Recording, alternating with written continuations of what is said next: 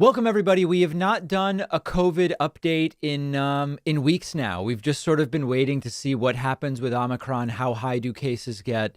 How quickly is this thing going to burn through? But this is both milder by some very specific definitions and wreaking more havoc on the healthcare system and the economy than at any prior point in the pandemic. How is this possible? Well, it's possible because something can be milder at the individual level, meaning these are made up numbers.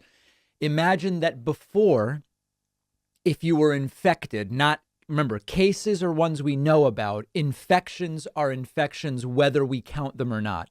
For every given infection, imagine that before there was a 1% chance of being hospitalized, and now it's a 0.5%. These are imaginary numbers. Wow, the risk of hospitalization has gone down by half.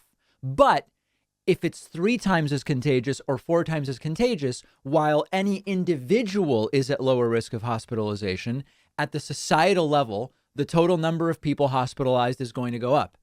And that is exactly what is going on, and that's where I want to start today. The number of hospitalized individuals in the United States right now is higher than at any previous point in the pandemic. Now, there's a bunch of very important caveats here. So as you can see, there was this previous peak at about 133,000 in January of 2021. And we are now at 137,000 almost, and still climbing. There is a really important caveat here, which is good news, and it's causing the reporting to have to be changed. There are a ton of people who show up in this chart as hospitalized with COVID who are actually in the hospital for something else, and they have incidentally tested positive. That's a really good thing in terms of the severity question. In New York City, there was a report that said half of those that show up as hospitalized with COVID aren't hospitalized because their COVID requires hospitalization. They're there for a broken leg, a heart attack, something else. That's a really good sign, and that mitigates the insanity of these numbers, which are only going to keep going up for at least a couple of weeks. So that's one thing. Secondly, have we reached the peak of cases where we are now going to see a decline?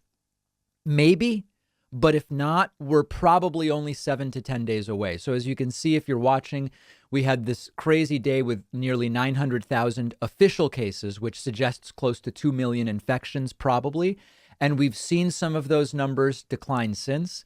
The average continues to climb, but it is starting to level out. The rate at which the average is climbing is starting to level out, and that's a good thing. When you look at deaths, it is going up, but it is going up at a rate much smaller than that which cases have increased. If you look at South Africa as what might be to come, you see that they hit their Omicron peak very quickly and are down from 23,000 cases a day to 7. So that's a decline of, about 2/3 so far. The UK, which may be, in terms of their timeline, halfway between where South Africa and the United States are, the UK has also seen a turnaround and a decline from about 180,000 a day to 155, a decline of about, roughly 15, 18%, something like that. So it seems we're probably getting there. The question will be, do we come out of this without another variant that will be able to find a susceptible population? We don't know the answer to that. A couple of other notable stories. United Airlines has announced that employee deaths from COVID dropped to 0 after they instituted their vaccine mandate. That's a very interesting story. Axios has it, and I encourage you to read it. But the CEO wrote, there are approximately 3,000 employees who have tested positive for the virus. No vaccinated employees hospitalized as of late. And that is a very, very interesting report. United operationally is still being affected significantly because of people testing positive and having to quarantine and not being able to work. But that's a really reassuring headline to a great degree about the vaccine. We also have heard, and I apologize here, all of a sudden my ad blocker is being rejected by my browser. The Pfizer CEO says that the Omicron vaccine will be ready in March. Now, there's two interpretations of this. One is by March, Omicron will be long gone. It's too late. By that point, we won't need this vaccine anymore. From what I'm reading from serious virologists, that's not quite right. If we imagine that this is a possibility, if future variants will be descendants of Omicron because Omicron is so widespread, we are still better off having a vaccine tailored to the lineage of Omicron. It's still a good thing. When it comes to this wave, it will be useless, without a doubt. But Pfizer CEO says Omicron vaccine will be ready in March, and that may be what helps prevent the next major wave. So that's the latest when it comes to the coronavirus pandemic. This is not about a segment about mandates or masking or the drama over that. It's just, here is where the numbers are, and the cautiously, let me give you both the most pessimistic view and the most optimistic view.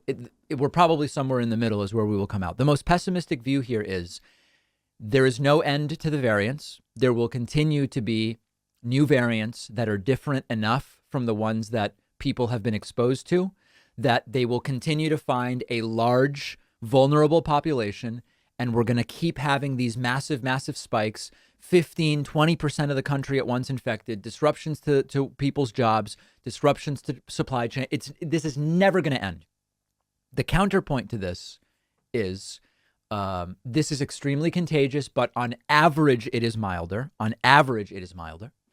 And we are, by so rapidly exposing essentially everybody to this, we are going to be able to really quickly get beyond this wave with a shorter opportunity for a variant that is dramatically different enough for this to happen again in 3 or 4 months. That would be the optimistic. It'll probably be somewhere in the middle. I'm leaning towards the slightly more optimistic from what I'm reading so far. The only streaming service that specializes in documentaries is CuriosityStream, and you can get CuriosityStream, one of our sponsors, for just $15 a year when you use my link below.